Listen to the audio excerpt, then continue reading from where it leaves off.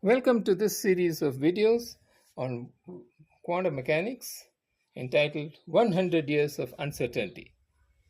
My name is Sukumar, and in this series of brief videos, I'm going to be talking about the principles and applications of quantum mechanics from its inception right up to the latest developments today in easy bite-sized installments intended for a lay audience to give a flavor of the topics for a general viewer. Many of the topics that I will be talking about might be things that you have already heard of in school, in university, or in general conversation. Entire books can be and indeed have been written on each of these topics, and I will not be able to go into any of them in any depth whatsoever. However, in each episode, I hope to leave you with something new that may not be common knowledge for most viewers. This initiative is part of the International Year of the Quantum, which celebrates the centenary of the Drei-Männer paper, namely the paper by the trio of Max Born, professor of theoretical physics at the University of Göttingen, Germany, and his assistants Werner Heisenberg and Pascal Jordan in 1925, which laid the foundations of matrix mechanics or quantum mechanics as we know it today. However, the story starts nearly a quarter century earlier, around the turn of the century. This is the introductory or 0th episode of this video series, wherein I will tell you about what is to come and what I hope to achieve. In my graduate school days at Stony Brook, I did a literature seminar entitled Does God Play Dice? Borrowing from Einstein's famous words, and I've been fascinated by the topic ever since. Quantum mechanics is 100 years old this year. It is described in hundreds of textbooks and popular books in different languages written by various authors from different viewpoints over the course of the last century. Even so, the impression remains that quantum mechanics is somehow mysterious, that it is not possible to understand quantum mechanics. There is even a famous quotation by Nobel laureate physicist Richard Feynman, which says that if you think you understand quantum mechanics, then you don't understand quantum mechanics. Well, there are parts of quantum mechanics that are undeniably counterintuitive. Nobel laureate physicist Niels Bohr emphasized this when he said that if quantum mechanics hasn't profoundly shocked you, you haven't understood it yet. So maybe I don't understand quantum mechanics, but then I don't understand women either. Nevertheless, that didn't stop me from getting married.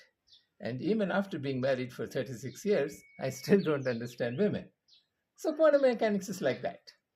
Just as we are able to function in our relationships, so too have physicists and chemists been able to use quantum mechanics to compute physical quantities to amazing accuracy, to explain and to predict the behaviors of atoms, molecules, crystals, solids, different materials, even celestial objects like white dwarfs, and right down to the biomolecular interactions between DNA and proteins.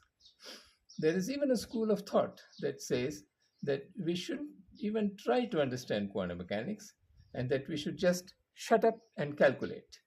However, we have come far from those days, and what we have found out since then has both clarified some questions and deepened some of the mysteries and counterintuitive aspects of quantum mechanics. Today's children have grown up with lasers, television, nuclear weapons, the internet, and now 3D printing and artificial intelligence. They will not be shocked by some of the things that shocked Bohr and our grandparents. Something being in two places or many places at once is no longer shocking. When a young person today uploads a video on Instagram or TikTok, it is received and viewed by people across the world at more or less the same time. So let us not shy away from trying to understand quantum mechanics. The closing years of the 19th century may be regarded as the beginnings of the modern age of science. The fruits of scientific inventions were beginning to be applied industrially and employed for the benefit of society and, of course, for private profit too. There was confidence that science could be applied to solve the problems facing mankind and to improve our lives. However, for those working in the basement of the enterprise, namely scientists in the core disciplines of physics, there were unsettling questions, apparent problems with the fundamentals of Newtonian mechanics. Newtonian physics was this grand edifice of laws which had led to the understanding of the universe in unprecedented depth, a comprehension of how things work in the world, and led to predictions of how objects would move and behave. However, there were a couple of worrying inconsistencies or contradictions which perhaps seemed minor, but which physicists were nevertheless concerned about.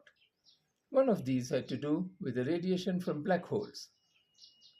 One of these had to do with the radiation from black bodies. This is what we will talk about in our first lecture next week. We will talk about how Max Planck tried to reconcile observations by different experimental physicists by patching together theories from different domains. We will also meet the young Albert Einstein working as a clerk in the patent office in Bern, Switzerland. In 1905, which is regarded as his annum mirabilis or magical year, he produced 4 papers on different topics, 3 of which would have merited a separate Nobel Prize on its own. Some viewers may not be aware that Einstein won his Nobel Prize not for the discovery of relativity, groundbreaking as it was, but for quantum mechanics, for using the light quantum hypothesis introduced 5 years earlier by Planck to explain the photoelectric effect.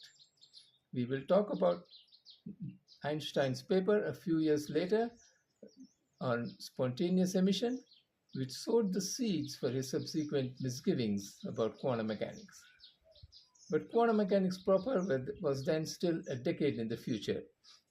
In subsequent episodes, we will talk about the birth of quantum mechanics 100 years ago, midwifed by Max Born, Werner Heisenberg, Pascal Jordan, Erwin Schrödinger, Louis de Broglie, and Paul Dirac, and the tumultuous years that followed.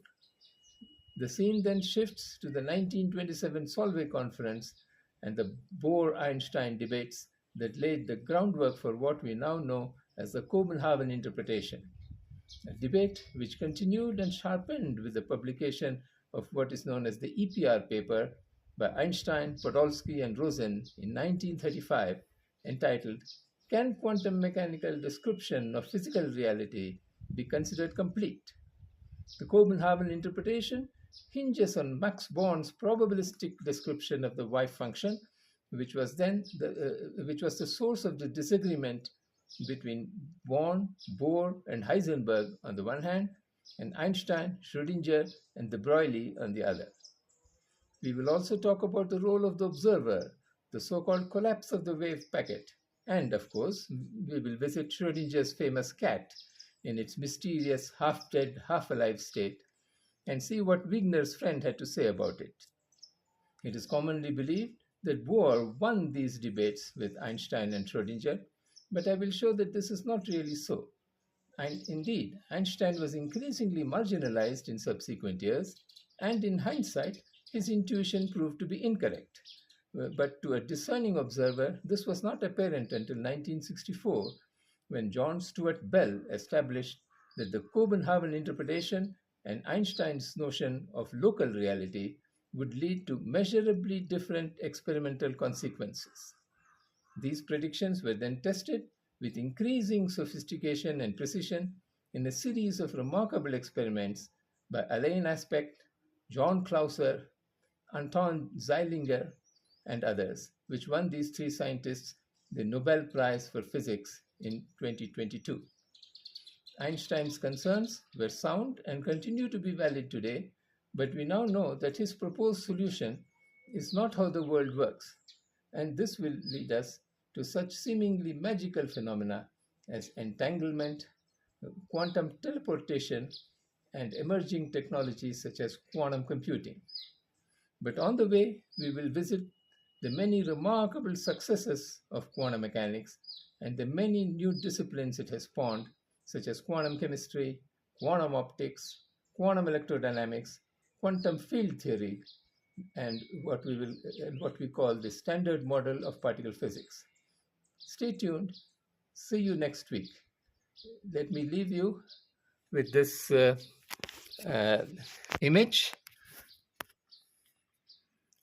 which summarizes the contributions of all the people that I talked about to today to quantum mechanics. And we will talk about them all in more detail in the episodes to come. Stay tuned. See you next week.